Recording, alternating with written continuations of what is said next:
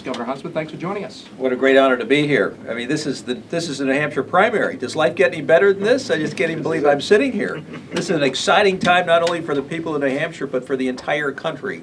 Let me just remind you that as an outsider, this is the window through which people actually get to assess, analyze, and begin to understand those running for the highest office in the land.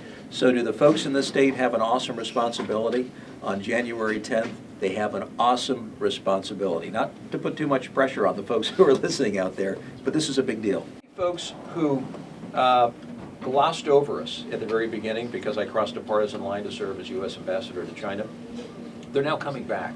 George Will has written about it, Eric Erickson, and many others who are well-respected pundits and commentators. And they're saying we missed something when we glossed over Huntsman. We forgot to look at his record. And now that we've looked at his record, it is the most consistently conservative record of anyone in the race. He's pro-life, always has been, pro-Second Amendment, pro-growth, the largest tax cut in the history of his state, healthcare reform without a mandate, supports the Ryan Plan on debt and spending, second voucher bill for education reform in this entire country. I mean, the list goes on and on and on. So we've got a couple of things going for us coming out of New Hampshire.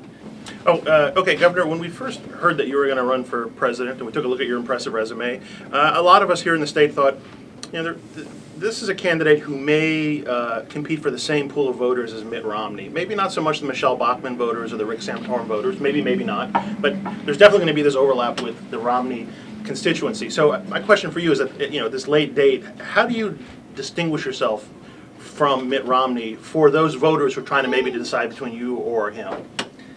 I'm not going to be a status quo president. You've got the establishment today that is saying there's only one guy to vote for. And I say that's nonsense.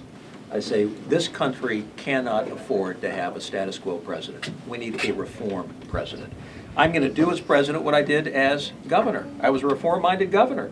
We've got a Congress that is broken in this country. Everybody knows they need term limits. Everybody knows we've got to slam shut the revolving door that allows members of Congress to, after they retire, to file right on out, to trade in on their relationships and insider information. We wonder why there's cynicism, there's distrust, and there's crony capitalism on Capitol Hill. Give me a break. We need a president who's going to take them on. Mitt Romney's plan talks about limiting tax cuts to those who make $200,000 or less, when in fact some of the higher income people in America are those who create a disproportionate number of jobs. Governor Romney seems to be afraid of being accused of defending the rich or protecting the rich. Is he pandering on this issue, and is he making a policy mistake as well? Romney pandering? Nonsense. Come on. Burgess, you know better than that. I would say the only way we're going to get this economy moving again, as a former governor who actually put forward a flat tax in my state, I saw the power of real tax reform and what it did to our economy. I hear these other candidates talking about flat taxes and tax. I don't know one of them has actually done tax reform. I did it. I'm not giving an academic dissertation. I'm a practitioner of the subject matter. And I say I put forward a proposal that basically cleans out the cobwebs of our tax code. Let's face it. The drag on our economy right now, in part, is called $1,100 billion per year in loopholes and deductions.